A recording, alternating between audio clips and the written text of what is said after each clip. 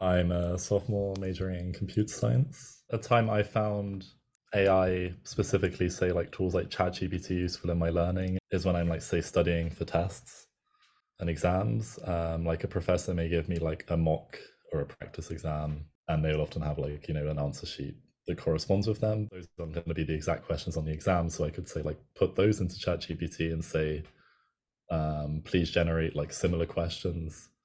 It might like change the numbers slightly, but that just means it's like more of a challenge for me because I think, especially for a lot of students when they're studying, it's like very tempting to just look at the answers if they have a corresponding answer sheet, and that's not really like invoking learning. But if you ask ChatGPT to generate like similar questions within like the style of the examination, it might like change up names, variables, numbers. And then you can also like ask it to like check your answer. So it's almost like generating like, I mean, I know professors might use things like Quizlet. I'm a junior in the education and human development majors and visual arts and dance minors. In my personal experience using AI, so I lived all my life in Brazil speaking only Portuguese before coming to Tufts. So I used to find sentences and word choice that worked better in English. On one hand, I imagine that reading a lot of English books would also be beneficial for finding these sentences. As I saw myself with a long essay and everything, it kind of helped me to um, just find structures that sounded more natural in English that I don't have in my language. Hi, my name is Jasmine. I am a sophomore and I am an education and child studies major. And over the summer, I was a teaching intern at Breakthrough New York, and I taught seventh graders pre-algebra. And I found AI useful in creating math problems because I found myself spending a lot of time creating my lesson plans, and I had to create various math problems for each different topic. And it was so hard for me to not reuse all the questions that I've used before and try to escalate them. So I found that AI helped me to come up with different math problems in different scenarios. And it helped me save time by not having to come up with the problem, but then I also did have to go back and double check the math problems. So I definitely still had to like incorporate my own thinking into the AI. Hi, my name is Mehak. I am a freshman and I'm hoping to explore psychology and perhaps child studies. When I'm kind of trying to break down like bigger research papers or sort of complicated things that we're studying, especially like class material or readings. So I think it kind of has been helpful for me to kind of go to the AI to sort of help me simplify something or re-explain it to me, which I think has been like a bit of a helpful tool, especially when there's like technical vocabulary or complicated words. And I've kind of used it in this ex college class that I'm a part of right now. My name is Tavisha. I'm a freshman this year, and I'm thinking of majoring in economics and potentially English as well. One of the biggest uses that I've had for AI is in generating lists of related organizations.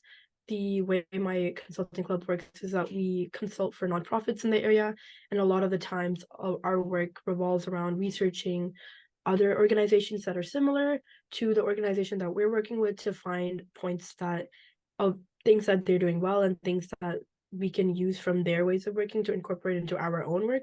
I'm able to use AI to essentially do market research for a topic that would have taken me, say, 3 or 4 hours to do on my own. AI just consolidates all of that information into what may be like a 10-minute conversation with it. So that's been my primary use of AI so far. I think that I've been very purposefully like avoiding using AI for my dissertation work for a number of reasons. One, I think there's a lot of uncertainty and lack of clarity in terms like to what extent it goes in research.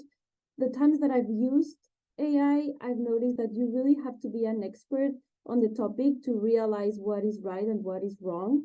And then I'm really scared of how, if I use it for something that I'm somewhat unfamiliar with, like then that will hinder and like my own understanding of things. So I'm very purposefully avoiding it for that. So I've been using it much more like as a course instructor, like a lot.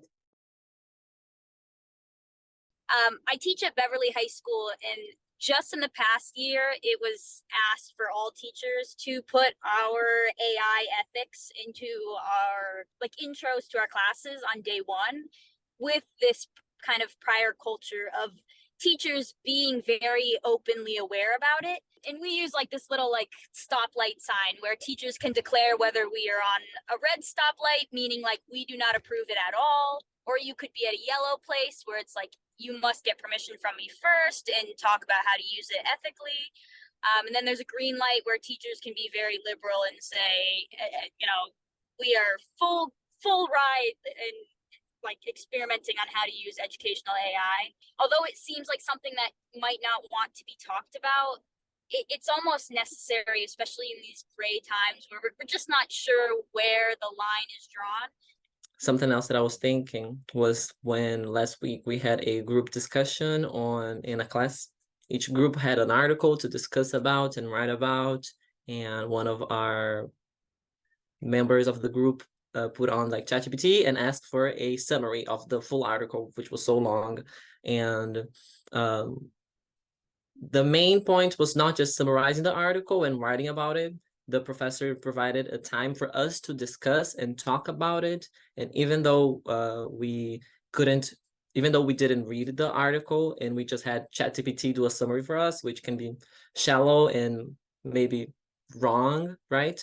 The main thing was talking about it and discussing together. So I think the collaboration aspect of ChatGPT and AI not being the end goal, or even though you can use AI, there's more to the activity. It's collaborating with your group and really talking about it. So there's AI, okay, sure, but that's not the end goal. You have to talk together. So I think something about bringing humanity, even if they're using AI, bringing humanity and collaboration might be interesting. Something that like professors have to keep in mind is that there is almost like a financial disparity here, where some students will be using paid versions and some students will be using free versions, and that will give them different results. Like for example, like in my discrete math class, my professor, like one of the homeworks was to like analyze like answers to proofs that were generated using ChatGPT, and I could tell that these proofs were generated using the earlier 3.5 version, which is available to everyone. And okay, like some of them had like many issues, but if you like pasted the same problem into the paid version, it gave you like a flawless answer. Communication is definitely key here, for students to really understand. I mean, the ethics plane is very, very wide, and it's not crystal clear whether it's something that is good to use or it's something bad to use. I think there's a lot of different feelings across the board. Quite realistically, considering the prominence of AI in the learning environment at this point, students are going to be using AI regardless of whether professors want it or not. And I think like coming to that realization is useful, because I think it's important that, considering how prominent AI is going to be in the future, if professors or just classes in general can figure out ways to incorporate the use of AI into classes, regardless of whether it's something professors may want or not, I think that could be useful, because that way it's not only encouraging the use of a tool that's clearly going to be very prominent in the future, but it's also making sure that students aren't going out of their way to use it in a way that may not be useful to the class, because it's going to happen regardless. Having nuances of the extent of the use would be useful, in saying that yes, we can use AI for learning, but you can't use it for plagiarism. Us as students, we don't know what that means. Obviously, for me as a freshman, I guess just understanding on how to use tools and resources is new to me. And I think if a professor or a faculty member is not okay with the AI being used, I think discussing with the class why not using the AI tool is why they would not like them to use the AI tool. I think that would make it a lot more clear for the student to understand why the professor doesn't want us engaging with the AI, and that'll sort of make us realize all the more, how not engaging with the AI will kind of help us, better understand the class materials. AI is something that's only going to become more commonplace in the academic setting.